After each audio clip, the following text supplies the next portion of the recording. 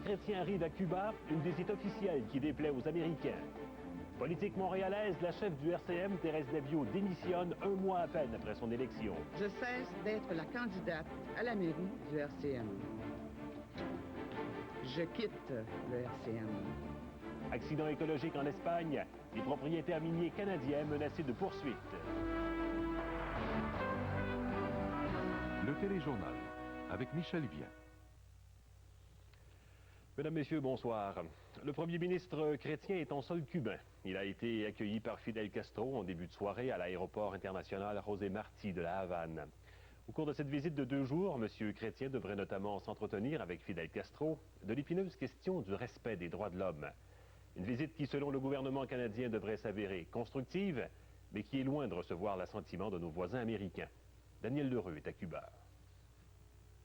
22 ans après Pierre Trudeau, Jean Chrétien est le premier chef de gouvernement canadien à mettre les pieds à Cuba. L'accueil de Fidel Castro, pour qui cette visite creuse une autre brèche dans l'isolement auquel les États-Unis voudraient confiner Cuba, a pourtant été sobre. On est encore loin de la chaleur qui avait marqué les rapports entre Pierre Trudeau et Fidel Castro en 1976. Gracias por el honor de su visita. Bienvenido a Cuba. Fidel Castro a remercié Jean Chrétien de la coopération canadienne. C'est grâce à un prêt de quelques dizaines de millions de dollars que Cuba inaugurait ce soir une nouvelle aérogare, la 3e de l'aéroport de la Havane. Mais dans un discours fortement politisé, le leader Maximo a profité de l'occasion pour critiquer sévèrement l'embargo américain. Le blocus contre Cuba est un crime, génocide, une nouvelle version de l'Holocauste, a lancé Castro.